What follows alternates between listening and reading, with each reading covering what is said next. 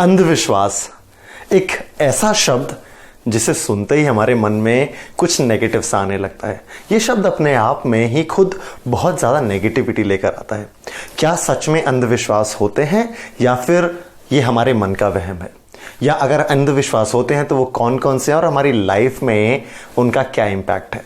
क्या वो अक्सर हमारे लिए बुरी किस्मत लेकर आते हैं या वो हमारे लिए अच्छी किस्मत लेकर आते हैं? बहुत सारे सवाल लोगों को अंधविश्वास से जुड़े हुए होते हैं। तो आज की वीडियो में हम बात करेंगे अंधविश्वासों की और उनकी हमारी लाइफ में क्या इंपॉर्टेंस है और उनका ओरिजिन कहां से हुआ। तो आइए वीडियो शुरू करते हैं।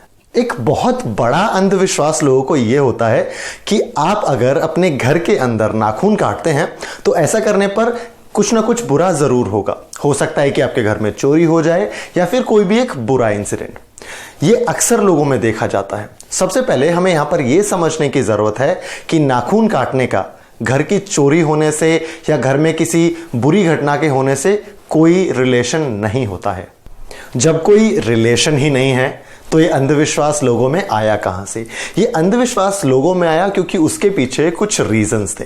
सबसे पहला रीजन ये था कि जब आप अपने नाखून काटते हैं तो कभी कभी नाखून के टुकड़े आसपास गिर सकते हैं, वो किसी के खाने में जा सकते हैं और जब आप खाने में उनको गलती से खा जाते हैं तो वो आपको नुकसान पहुंचा सकते हैं। दूसरा ये कि जो नाखून के कोने होते हैं, जो उसके किनारे होते हैं, वो बहुत ही शार्प होते हैं जिसकी वजह से किसी को भी चोट लग सकती है। तीसरा ये कि हमारे नाखूनों के अंदर अक्सर गंदगी और मिट्टी होती है जिसकी वजह से बीमारी भी फैल सकती है। तो अगर आपको कोई इंसान कहता है कि घर के अंदर नाखून काटने से बुरी किस्मत आती है तो आप ये बात उस इंसान को समझा सकते हैं कि इसके पीछे का असली कारण क्या है। जिस इंसान की 6 उंगलियां होती हैं वो बहुत किस्मत वाला होता है। क्या ये सच है या फिर ये एक सिर्फ अंधविश्वास है? अगर अंधविश्वास है तो उसके पीछे क्या कारण है, किस वजह से ये अंधविश्वास आया? सबसे पहले ये देखा जाता था कि पुराने समय में जब किसी इंसान के अंदर कोई कमी होती थी या शारीरिक अपंगता होती थी तो लोग अक्सर उनसे थोड़ा दूरी बना लेते थे जिसकी वजह से उनकी सेल्फ एस्टीम बहुत डाउन हो जाती थी।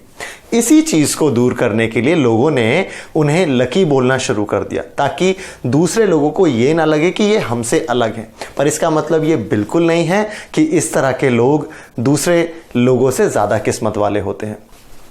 एक और अंधविश्वास लोगों में देखा जाता है और वो ये कि जिनका माथा या जिनके कान थोड़ा बड़े होते हैं उन्हें लोग बहुत इंटेलिजेंट समझते हैं।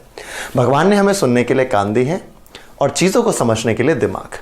अगर हम थोड़ा पुराने टाइम में जाएं, जब गुरुकुल होते थे, जब गुरुजी होते थे और उनके शिष्य होते थे, जब गुरुजी शिक्षा देते थे तो वो अक्सर अपने शिष्यों के कान में मंत्रों का उच्चारण करते थे। इसी वजह से कानों को ज्ञान के लिए एक तरह का डोरवे माना जाता था। कुछ लोगों के लिए बड़े कान होने का मतलब है कि उस इंसान को बहुत अच्छी आर्ट ऑफ लिसनिंग आती है। यह विश्वास उस बात से भी आता है जिसमें भगवान श्री गणेश का नाम आता है क्योंकि सभी जानते हैं कि उनका सर हाथी का था और कान बहुत बड़े थे।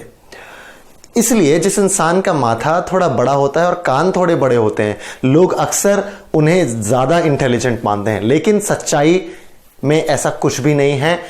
चाहे आपके कान छोटे हों या बड़े हों, आपका माथा छोटा हो या बड़ा हो, आपकी इंटेलिजेंस से इसका कोई लेना देना नहीं है।